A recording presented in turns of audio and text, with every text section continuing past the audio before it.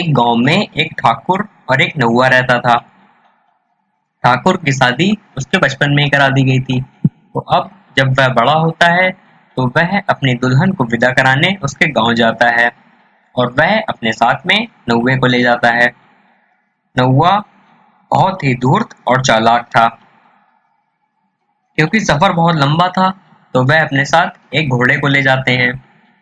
ठाकुर नौवे से कहता है कि गांव गांव मैं इस पर सवारी करूंगा और जंगल जंगल पर तुम करना।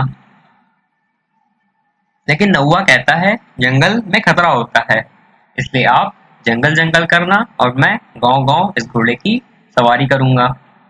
वह लोग ऐसा ही करते हैं।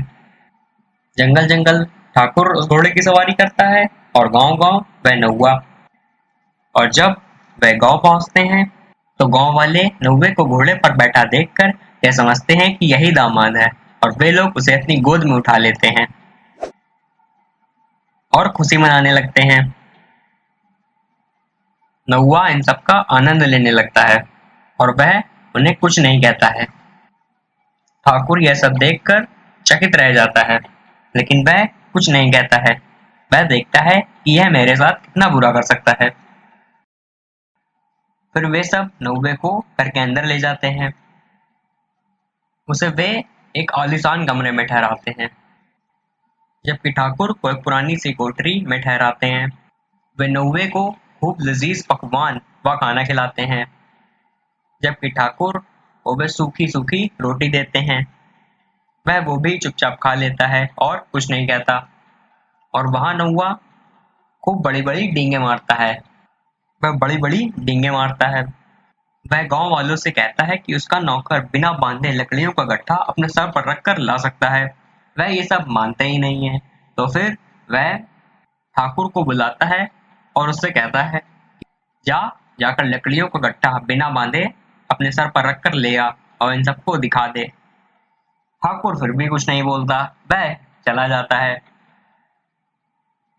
जंगल में जाकर लकड़ियों का गट्ठा इकट्ठा कर लेता है। लेकिन अब जब जब भी वह उस गट्ठे को उठाकर सर पर रखे सारी लकड़ियां फिर फैल जाएं और फिर वह उन्हें फिर से इकट्ठा करके अपने सर पर रखे और वे फिर से फैल जाएं। वह ऐसी चिंता में बैठ जाता है और सोचता है अब मैं कैसे लेकर जाऊंगा। तभी वहां से एक जिन गुजर रहा होता है। वह जिन उसे परेशान देखकर उसके पास आकर पूछता है क्या हुआ, तुम किस चिंता में पड़े हो। ठाकुर कहता मुझे इन लकड़ियों का गट्ठा अपने सिर पर रख कर ले जाना है, वो भी बिना बांधे। मैं ऐसा कैसे कर सकता हूँ। तो फिर वह जिन कहता है मैं तुम्हें एक मंत्र बताता हूँ। तुम जिस भी चीज को देखकर ये मंत्र बोलोगे वह चीज चिपक जाएगी। उस मंत्र का नाम है उलझन सुलझन। तुम जब भी यह मंत्र बोलोगे जो भी चीज होगी वह चिपक जाएगी। वह सारी लकड़ियां इकट्ठा करता है और वह मंत्र बोलता है उलझन सुलझन और वह सारी लकड़ियां आपस में चिपक जाती हैं। और फिर वह लकड़ियों को उठाकर अपने सर पर रख लेता है और वापस गांव चला जाता है। गांव के सभी लोग यह देखकर हैरान हो जाते हैं कि यह ऐसा कैसे कर सकता है। तभी नौवा वहां आकर अपनी बढ़ाई करने लगता है। वह कहता है देखा, अब सोचो मेरा नौकर इतना कारसाज है तो मैं कितना होऊंगा। वह यह कहकर जोर जोर से अपनी बढ़ाई करने लगता है। ठाकुर फिर भी कुछ नहीं बोलता। फिर लड़की के रिश्तेदार उसकी चाची बुआ मौसी उसे खाना खिलाने कमरे में जाते हैं। ठाकुर वहीं होता है। जैसे ही उसकी चाची निवाला तोड़कर उसके मुंह की तरफ बढ़ाते हैं वह अपने मन में कहता है उलझन सुलझन और उसकी चाची का हाथ उसके मुंह पर चिपक जाता है। और फिर जब उसकी बुआ और मौसी उनका हाथ छुड़ाने की कोशिश करते हैं तो वह उन्हें भी कह देता है उलझन सुलझन। इस तरह उनका भी हाथ चिपक जाता है। और बाहर उनके दादा गुस्साने लगते हैं। वह कहते हैं अंदर क्या हो रहा है, इतनी देर से सब लोग अंदर गए हैं, कोई बाहर नहीं निकल रहा है। वह ऐसा कहकर चिल्लाने लगते हैं। और जब वह गुस्से में अंदर आकर देखते हैं तो वे देखते हैं कि सभी लोग एक दूसरे से चिपके हुए हैं। वह ऐसा देखकर हैरान हो जाते हैं और तुरंत वे दूसरे गांव से जादू टोना करने वालों को बुलाते हैं। और वे कहते हैं कि अब तो इस मुसीबत से वही लोग छुटकारा दिला सकते हैं। वे ठाकुर को उन्हें बुलाने भेजते हैं। ठाकुर उन्हें बुला कर लाता है। दोनों गांव के बीच एक नदी होती है। उस नदी को पार करने के लिए सभी लोगों को अपने कपड़े अपने सर पर रखने पड़ते हैं ताकि उनके कपड़े गीले ना हो जाएं।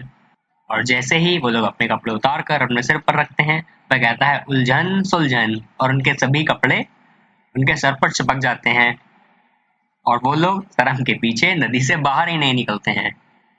उनमें से एक के पेट में गुड़गुड़ होने लगती है, तो वह कहता है मैं झाड़ियों के पीछे से होकर आता हूँ। तो जैसे ही वह अपना काम खत्म कर कर पत्तों से अपना पिछवाड़ा साफ करने की कोशिश करता है, वह कह देता है उलझन सुलझन, और वह पत्ता उसके पिछवाड़े से चिपक जाता है। और ठाकुर उस व्यक्ति को उसी हालत में गांव लेकर पहुंच जाता है। और वह आदमी कहता है यहाँ कोई बहुत बड़ा चक्कर है, ये सब मेरे बस की बात नहीं है, मुझे माफ करो। और वह यह कहकर वहां से भाग जाता है। नौवा भी बहुत पछताता है कि उसने ये सब कर कर गलती करी। और वे सब वहां पर परेशान हो जाते हैं कि अब क्या होगा।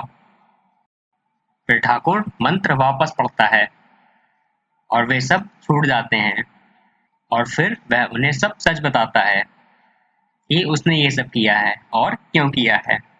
सच्चाई जानकर सब लोग उस नौवे पर बहुत क्रोधित होते हैं और उसे मारकर वहां से भगा देते हैं। और फिर वे सभी लोग ठाकुर की खूब अच्छे से खातिरदारी करने लग जाते हैं।